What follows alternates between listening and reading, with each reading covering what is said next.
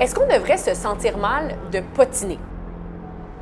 En fait, il y a une amie d'amis très lointaine qui s'est googlée récemment, excellente idée, je le conseille, et qui est tombée sur un forum où des inconnus anonymes parlaient d'elle. Du vrai bon potinage, là. Et elle est pas la seule. Reddit existe. Je suis allée une fois sur Reddit, c'est violent. Mais allez pas voir sur Reddit, ça sert à rien parce que le monde y invente des affaires. En fouillant un peu, j'ai lu qu'une créatrice de contenu très en vue serait plutôt imbue d'elle-même, qu'un humoriste de la relève aurait été assez moyen comme amant et qu'une actrice aurait dépassé dans la file pour aller aux toilettes. Ça devrait être un crime.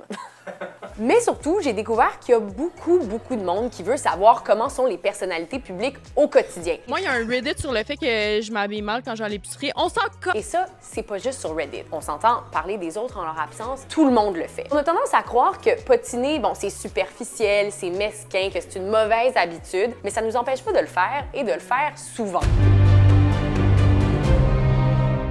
L'étrange fascination qu'on a pour la vie des autres, ce serait le vestige d'une époque ancienne où être informé sur le comportement des membres de sa tribu, c'était vital, que ce soit pour identifier ses alliés, les tricheurs ou encore pour trouver un bon plan reproduction. C'est d'ailleurs en partie pour permettre aux humains de potiner que le langage a évolué. Les individus les plus curieux étant les mieux adaptés à leur environnement, ils avaient de bien meilleures chances de survie et ce sont donc leurs gènes qui ont traversé les époques. Voyons.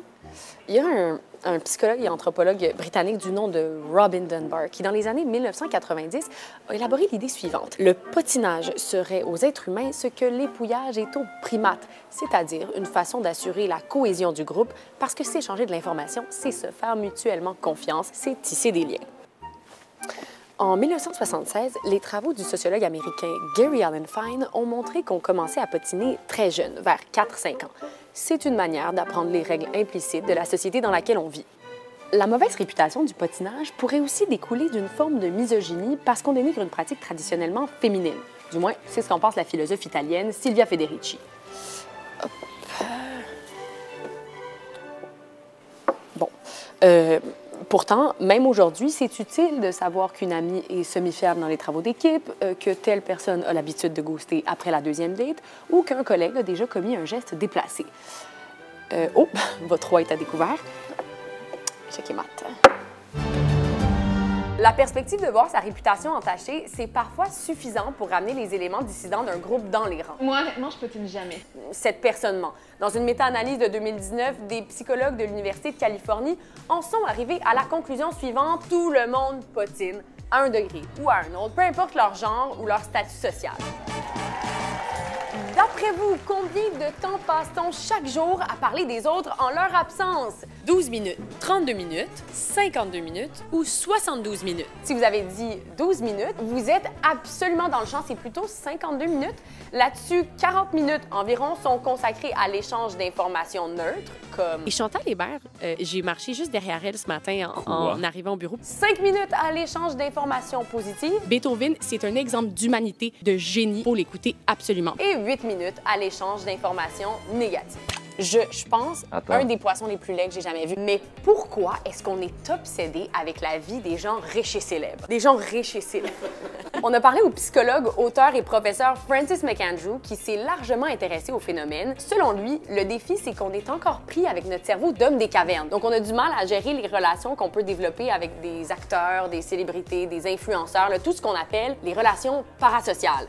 Donc, des relations à sens unique qu'on développe avec des personnalités publiques sur lesquelles on en sait beaucoup, mais qui, elles, savent même pas qu'on existe.